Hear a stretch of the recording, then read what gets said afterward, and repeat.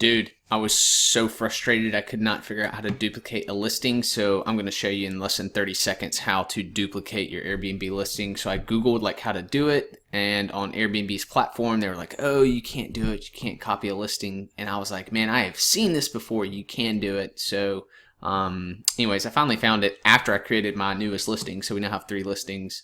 But so here's how you do it on this page on a desktop where you're editing your listings, or where you can go in and choose to edit your listings.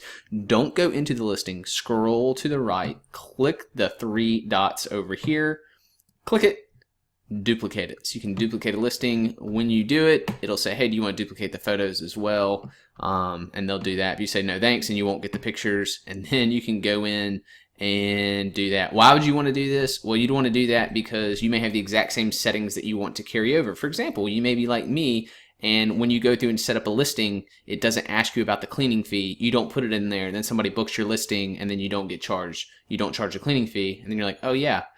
So for my last 2 listings, I've had to do that. After the first booking, I've had to go back in and add the listing fee because it doesn't have it as a default item. There it is. That's how you do it. I make videos and all this kind of stuff. Tips, tricks, all kinds of stuff. I'm an entrepreneur, so think about subscribing, like the video. See you. Peace.